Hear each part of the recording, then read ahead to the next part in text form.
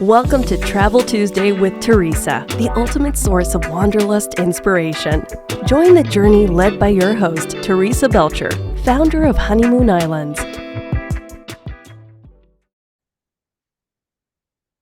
Hi, welcome to Travel Tuesday with Teresa. I'm Teresa Belcher, your host, and also the founder of Honeymoon Islands. And today we're going to take you on a journey to discover Puerto Rico.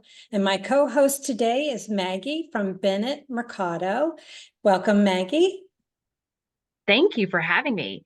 As Teresa mentioned, we work with Discover Puerto Rico, which is a company that promotes the destination of Puerto Rico. So all of the hotels and all the partners that we have on the ground want to share the news and all that's why you should come to Puerto Rico. So I'm going to share the island with you.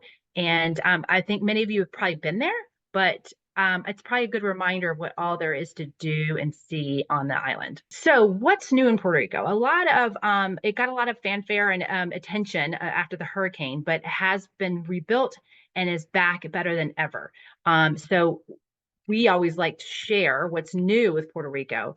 So it is just an enchanting island that not only offers, sun and beach and relaxation, but also a lot of adventure. So I say that because it is a very diverse island. So there's a lot of surfing down here. There's a lot of old world and food and beverage options in Old San Juan, but in the northern areas, it's a mountains. So there's rainforest right here in the middle. So it's a very diverse island. So there's a lot to do. So I always like to remind you, skips a little too far. Why go to Puerto Rico? If you've never been before, biggest thing is you don't need a passport. It's a U.S. territory. So all U.S. citizens don't need a passport, which is fantastic, especially when you have small children, maybe that don't have a passport yet. Or friendly reminder, if your passport is set to expire 6 months before travel, you need a new one before you can go anywhere international. So I always like to remind people, think of Puerto Rico as a great destination to go to and experience something that's a little bit, if you feel like you've gone an international trip, but yet you don't need your passport. So you can wait for your passport to be renewed. There's no customs, no immigration. There's a ton of flights out of the US, major cities. And both Spanish and English are spoken fluently across the island. So there's no need to have any language barrier. US dollars used. There's year round. It's great weather. Plus, you don't need an international mobile plan. So there's a lot of ease for going back and forth to Puerto Rico. Somebody actually said, I even forgot my prescription. It was easy. I just went to the CVS on the island and got my prescription filled. So just you have a lot of diverse people and gastronomy and music and culture, but very easy to get to from home. So like I said, there's a lot of direct flights, nonstop flights from the US, more so from the East Coast and Midwest, but great airlift to and from mainland US and Canada. A lot of great hotels, 4- and 5-star hotels. There's also some interesting things that have become very popular on the island, glamping. I know that these are some like really unique, full, you can get the experience of roughing it, but with a little bit of luxury, which is a great idea. Recently, this has been a big, huge trend in Puerto Rico, kind of viva la van. So you can enjoy the freedom, do some, exploring on your own on the island, but also stay in your van. So you can see kind of where the hotels kind of cluster. So that would be where you discuss with Teresa kind of where you wanted to stay, what kind of activities you wanted to do, and where would be the best places to stay on the island. So East Coast is known for a lot of the cruise activities, ferry terminals, also close to a lot of the airports. And I keep talking about, the warm weather. So of course, great outdoor activities to do in Puerto Rico, hiking, water sports, horseback riding. But of course, there's a hanging bridges. They're known, the Beast zip line is one of the largest and longest in the world. It goes up to 60 miles per hour. I don't know if I'm brave enough to do that, but great for, I just actually had some younger in their 20s return, and it was amazing. The Toro bikes, just very interesting, on a zip line cable. So a lot of creative adventures to do. Of course, all the water sports, deep sea fishing. This is something I wanted to definitely do when I visit next is they actually have some of the 3 bioluminescent bays near in the island. So what that is they have the when you go out at night, you have these see-through kayaks and canoes, and you can see the water underneath it glows. So really interesting. I think it's one of the largest area of bioluminescence in the world. And of course, golf. There's the Dorado Beach. There's St. Regis, all known for some great golf. If you have people in your family that want to do golf, everybody else wants to do adventure activities or veg on the beach. Great for families, young families, families of older, teenagers. Great. There's a lot of activities to do as a whole family. And then, of course, honeymooners. Maybe some of you have been on your honeymoon to Puerto Rico, but then, it's time to go revisit and enjoy and kind of reconnect. A lot of great options for romance on the island. And then, of course, there's a large LGBTQ community, so a lot of great festivals and nightlife. And culture, I mentioned that. There's kind of a saying on Puerto Rico, they have actually they celebrate something almost 11 months out of the year, whether it's Thanksgiving, from Thanksgiving on. There's so many festivals and they're always celebrating. There's always a party to be had. So a lot of music festivals and dance are a big tradition in Puerto Rico. And of course, the art. There's a large art scene, both in the main museums and street art. So all these can be walkable or, of course, get guided, and Teresa can help with pointing in the right direction. Spa and wellness, another great option for when you go to the beach, you want to relax. There are a lot of great options there on the Puerto Rico with the St. Regis, the Dorado Beach by Ritz-Carlton, and the Condado Vanderbilt Hotel. There's also options to connect with nature. There's also wellness retreats. And then this is what I think about Puerto Rico, is the culinary mixology. There's a big trend to farm to table there in Puerto Rico. So there's a lot of options. There's also traveling and doing a culinary journey with a farm to table. Those are great tours to do. I mentioned the gastronomy tours, flavors of San Juan, and you can do different, very hands-on neighborhood or really authentic cooking classes and dinners and events. And of course, Teresa can facilitate all of that. And something that interested me, some road trips that are available on the island. The Pork Highway. I'm born and raised from Atlanta, so I'm into my barbecue. So this sounded really interesting. All the slow roasted porks, and from what I understand, is each stop has a different, obviously it's done in a different way. So I thought that was really a fun idea. Then this little kiosk here with a whole bunch of restaurants, different family recipes, and different spices and specialities by the Puerto Rican cuisine. It's a great idea. And the Piñones, which is this kind of a small, like a coastal town, but this is some great fritters and different options. Just something different to do. And then, of course, Puerto Rico is known for their rums.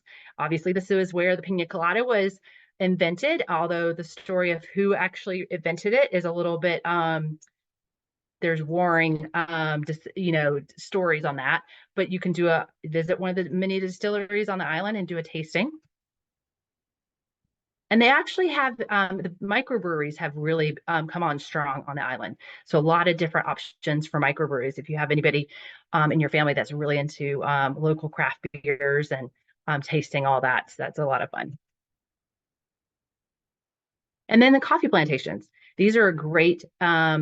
I've done several of the coffee tours. They're really interesting. Obviously, different parts of the island have different flavors based on if they're, more in the rainforest or near the coast. So if you're really into coffee, this is a really fun activity to do. And then, of course, entertainment, nightlife. I did mention that they like to celebrate a lot. So there's different districts. This Placenta de Chinture was founded more than over 100 years ago. It's kind of a farmer's market by day and then a big outdoor nightclub in the evenings. A great option to experience San Juan after dark. And then this was recently, I think it opened a little before the pandemic, but a great multi-use, multi-restaurant area, great for families and kids and families of all ages. Great, a lot of activities and weekly, nightly activities that are hosted there. And of course, casinos. You have several casinos on the island. I think I've known several guests that go pre and post of a cruise just to spend a couple days in San Juan or in Puerto Rico as a whole. I'd like to encourage you to maybe add a couple more days to that stay in Puerto Rico and really relax. And then I'm going to quickly go through the different regions just because they are very different. So the old San Juan, obviously the capital, one of the largest or the oldest European settled cities in the world, but really known for kind of old and new, great walking tours, gastronomy, art, but it's even if just to do like a half day tour just to kind of get a sense of place on the island. The eastern region, really known, as I mentioned, the bio bays for the luminescence, and then beaches, and then El Yunque rainforest is one of the largest and it's well known throughout the world, but a lot of great adventure activities. That's also where the zip lining and a lot of the adventure activities are located. And then, of course, where the ferry terminals and the cruise ships are, again, known for their snorkeling and water activities. And then some of these coastal towns. There's a lot of great surfing that's off the area in the western regions.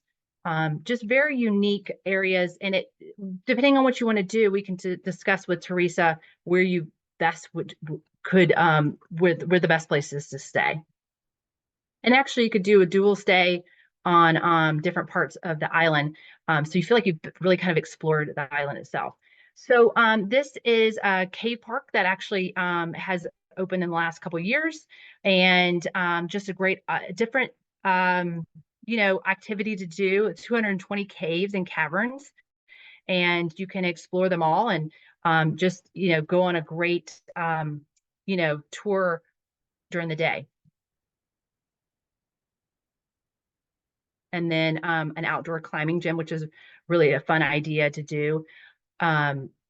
Just view the mountains. Obviously, if you're a bigger climber, this is a great activity. You can do guided, and it's good for kids from starting at 3 years old, which seems really young, but obviously a great activity for a family that really wants to have an adventure.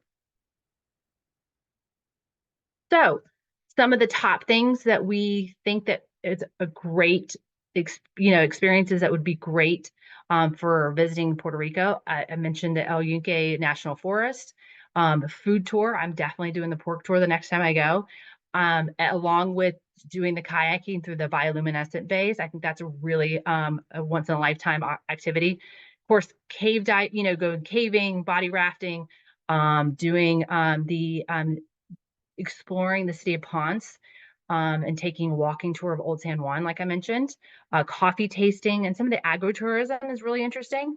And then, of course, doing the ocean or the water activities, sailing on a catamaran.